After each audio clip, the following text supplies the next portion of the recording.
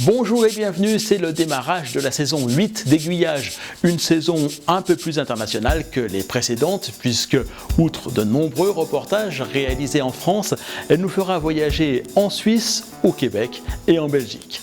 Alors, autant commencer tout de suite. Aujourd'hui, je vous emmène visiter la section modélisme de celle qui est certainement l'une des plus importantes associations d'amateurs de chemin de fer en Belgique, le PFT. Patrimoine ferroviaire et tourisme est une ASBL aux multiples activités basée à Saint-Guilain, tout près de Mons, dans la province du Hainaut en Belgique. L'association occupe les anciens ateliers où la SNCB réparait ses wagons à Saint-Guilain. Elle préserve une partie du matériel que la Société nationale des chemins de fer belges ne souhaite pas préserver elle-même. 3 fois par an, l'association organise une importante bourse-exposition. Alors que nous arrivons pour visiter ces locaux, nous sommes à une semaine de la tenue de l'une d'elles, d'où la présence des tables sur ces images. Les jours de bourse, le matériel roulant est sorti, et ce ne sont pas moins de 500 mètres linéaires de tables loués par des particuliers ou des professionnels qui sont disposés dans cet ancien atelier. Le président de l'association s'appelle Bernard Vervy. Thierry Maroual est le responsable du site de Saint-Guilain. Mais ce sont d'autres membres de l'association que nous rencontrerons dans un instant. Nous allons en effet faire comme les visiteurs venus pour la bourse. Après avoir passé un peu de temps au niveau zéro, nous allons monter découvrir les réseaux de la section modélisme. Le plus imposant est sans nul doute le réseau en 3 rails que les membres de la SBL appellent le réseau Märklin ou réseau allemand. Car fut une époque où la marque allemande organisait des séminaires pour les personnes intéressées, au cours desquels des réseaux étaient créés en partant de zéro et en allant jusqu'aux finitions, électricité, voies et bâtiments. Certaines de ces réalisations ont été cédées au PFT et les membres de sa section modélisme se sont attachés à ajouter des modules plus d'inspiration belge. Le réseau est encore en plein travaux. D'importantes modifications ou restaurations sont à réaliser tant sur la partie électrique que sur la partie décor.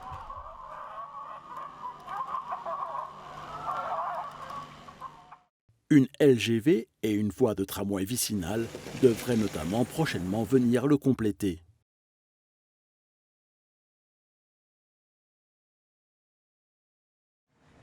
C'est à la fin des années 90 que la SNCB a délaissé ses bâtiments.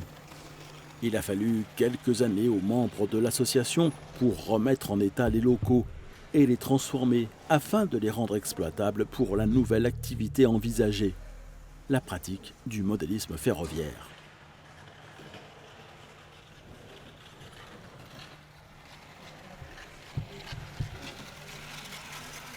C'est ainsi qu'à l'étage où nous nous trouvons étaient installés des bains-douches, dont il a fallu démonter les équipements et abattre les murs pour construire à la place une grande pièce.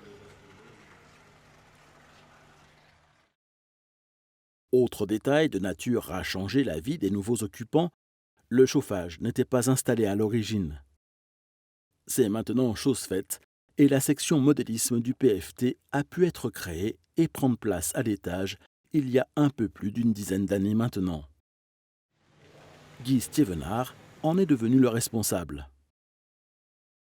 Donc en fait c'est le PFT qui est une ASBL nationale au niveau de la Belgique qui a pour but de sauvegarder le matériel de la SNCB qui n'est pas préservé par cette dernière. Et au sein de cette ASBL, il y a une association qui s'est créée, un club de modélisme, qui crée et qui rénove des modules, soit en 3 rails ou en 2 rails. Dans la pièce à côté, un autre réseau alternatif en 3 rails, d'inspiration allemande lui aussi, est en cours de restauration et s'est vu complété par des modules belges. Il s'agit d'un réseau construit sur la base d'une double voie, traversant une partie décorée avant de disparaître aux yeux des spectateurs dans des coulisses permettant au train de ressurgir à l'autre extrémité du réseau. Un plan de voie beaucoup plus linéaire, somme toute, que celui du premier réseau Marklin. Effectivement, c'est plus en ligne droite, avec une continuité qui a été créée à ce moment-là par nos amis du club et qui représente la gare de Blaton, qui est située sur la ligne Saint-Guilain-Tournai, Tournai-Lille ou Tournai-Moucron. Et ça, c'est typiquement belge. Les membres de PFT Modélisme ne se contentent pas de modifier des réseaux qu'ils ont pu récupérer ici ou là. À ce titre, on pourrait encore parler de leur réseau en N, représentant la gare de Péruvels, se trouvant sur la ligne Saint-Guilain-Tournai, ou de celui également en pleine rénovation représentant la gare de Tullin. Ils ont aussi entrepris la construction intégrale d'un réseau en 2 rails cette fois-ci. Le 2 rails est parti au niveau de rien du tout, et là représentera vraiment un réseau de style tout à fait belge, avec au niveau des bâtiments, au niveau de la signalisation et au niveau des caténaires. On essaie de créer un réseau mixte avec une partie montagneuse et une partie plus ville, qu'on me connaît dans la réseau de Mons-Borinage. Il y aurait également, et c'est important de le dire tout de même, une voie de tramway, puisque notre région a connu pas mal de voies de tram. Donc il y a un tramway qui va circuler sur l'ensemble du réseau et qui, à bref échéance, ira sur le réseau de Marklin. Il y a une voie LGV en construction, puisque la Belgique possède également une ligne TGV. Il y aura une ligne TGV qui va fonctionner à l'extrémité du réseau. Et pour vous convaincre définitivement, s'il en était besoin, de la grande richesse en réseau de cette association, nous voici devant un diorama dont le nom de la région qui l'a inspiré ne devrait pas vous avoir échappé bien longtemps. Un indice ? Nous sommes beaucoup plus à l'ouest, de l'autre côté de l'océan Atlantique même. L'auteur de ces modules est Stéphane Eck. J'ai eu l'occasion de découvrir un petit peu ces échelles-là et j'ai été assez séduit par la voie étroite et les possibilités, je vais dire, d'encombrement que ça représente au niveau des rayons de courbure de voie, au niveau de la part laissée à l'imagination, autant au niveau du matériel roulant qu'au niveau du décor, des personnages, etc. Et ici, il s'agit d'un réseau d'inspiration totalement... d'inspiration américaine, mais je vais dire sans avoir fait de recherche au niveau ne fût-ce qu'au niveau des paysages, ou je fais un truc qui me plaît tout simplement. Voilà. C'est du zéro, donc c'est du 48e en voie étroite pour toute la partie inférieure, la partie principale en voie étroite, équivalent d'une voie de 75 cm.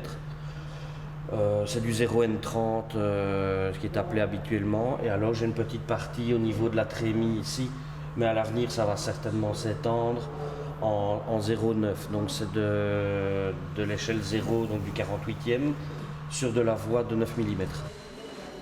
Pour la création de son réseau, Stéphane a opté pour la construction d'une suite de caissons.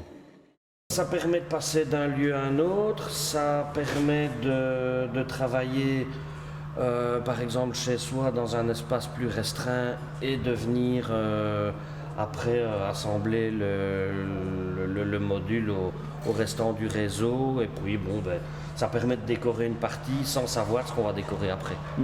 Et éventuellement d'envisager d'autres modules pour continuer à l'agrandir. D'autres modules sont d'ores et déjà envisagés, notamment une grande falaise avec une part plus importante à la voie très étroite, donc l'équivalent d'une voie de 40 cm.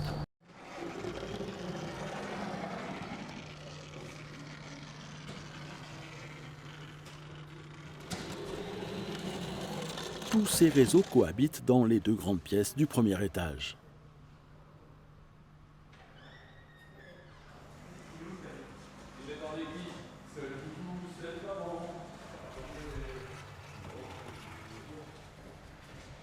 À noter que PFT Modélisme est à la recherche de Nistes pour prendre en charge son réseau en N qui pour l'heure est totalement à l'arrêt faute de compter parmi sa trentaine de membres des pratiquants adeptes de cette échelle.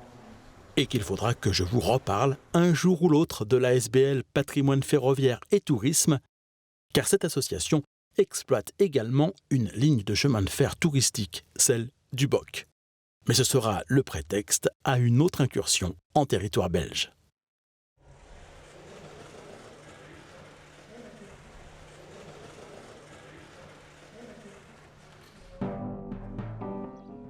La semaine prochaine dans Aiguillage, c'est en Suisse que je vous entraînerai pour un voyage à bord du train touristique Vapeur Val de Travers, de Fleurier près de Neuchâtel à Vevey sur les bords du lac Léman. Et nous ferons même une petite excursion jusqu'au Blonay-Chambly en plein festival Vapeur. Aiguillage, c'est désormais chaque semaine un nouveau reportage le vendredi et un sujet plus court chaque lundi. En alternance, vous retrouverez les images des aiguillonautes ou le clip du lundi. Pour être sûr de ne rater aucun de ces rendez-vous, abonnez-vous à la chaîne YouTube d'Aiguillage et à sa newsletter que vous trouverez sur le site www.aiguillage.eu.